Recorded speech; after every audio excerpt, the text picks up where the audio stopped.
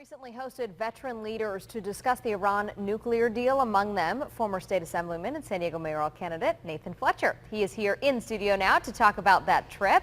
All right, Nathan, this is really interesting. You spent 30 minutes with Secretary Kerry and an hour with the president. We saw some pictures a moment ago of you at that table. Talk to me about that experience.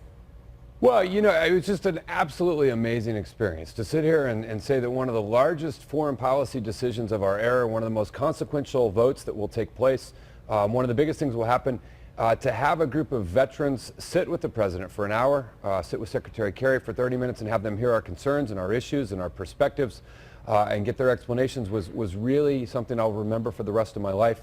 But I also think a great credit to the administration for taking the time to make sure veterans' concerns were heard.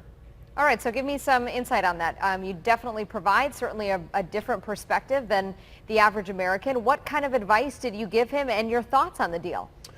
Well, I support the deal, and I told the president, I said, you know, Mr. President, nobody wants peace more than someone who's seen the horrors of war. And there are things worth going to war over. We would go to war to liberate Europe. We would go to war to end slavery. We would go to war to defeat those who directly attacked us. But after a decade of disastrous war, particularly in Iraq, that's made the situation worse than it was before, a lot of combat vets feel strongly that we should try every other avenue. You can always bomb them later. There's nothing in this agreement that says we're giving up the Air Force or we're giving up our military, but let's at least try peace, and we were there to really communicate that message. And what about the other side? I mean, one of our biggest allies, Israel, Benjamin Netanyahu, a staunch opponent of this deal. Right. What do you think this is going to do to foreign policy if indeed, as many people think, that Iran is not going to follow through, that they've lied to us in the past and they're lying now? Well, hey, that's a fair point. I mean, there is no naiveness, at least on myself or the part of those in the room, that the Iranian regime is a good regime. It is not. We saw that they have funded terrorism. They supplied a lot of the arms that we fought against when I was fighting on the ground in Iraq. But the reality is you don't make peace deals with your friends. You only make peace deals with your enemies. And a lot of the objections that we've seen to this deal are the exact same objections we saw when President Ronald Reagan sat down and negotiated with the Soviet Union, which at the time was pointing thousands of nuclear weapons at America.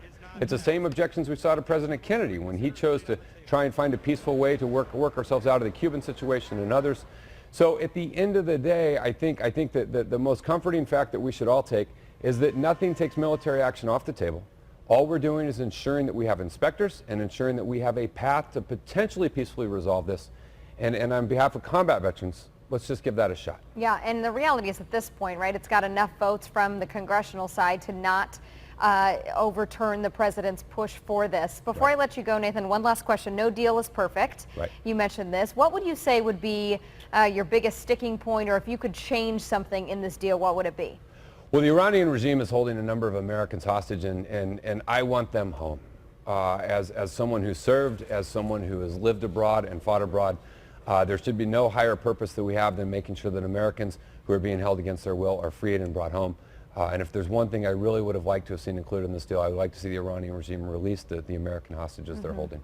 Really interesting perspective, and just really a cool opportunity for you to sit right there at the right hand of the president. Nathan Fletcher, always great to have you on the show. Thanks. Thank you, and thanks for having me on.